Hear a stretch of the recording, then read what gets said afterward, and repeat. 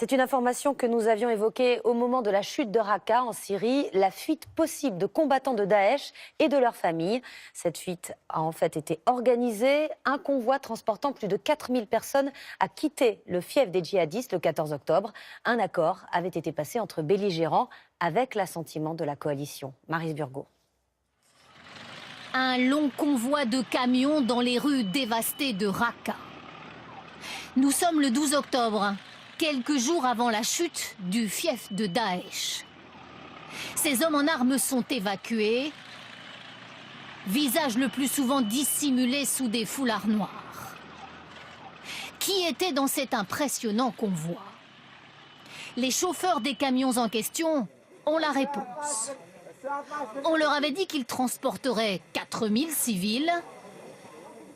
En fait, 250 combattants de Daesh et leurs familles sont aussi du voyage.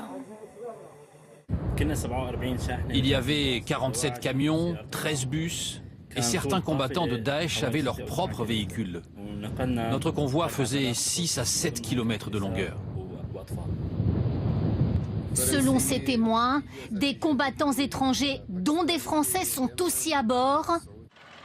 Une évacuation autorisée par la coalition. Mais pourquoi un tel accord? Parce qu'à ce moment-là, à Raqqa, des milliers de civils sont pris au piège. Le pacte conclu avec Daesh permet d'arrêter les combats et donc d'épargner la population. Mais quelle destination pour ces djihadistes?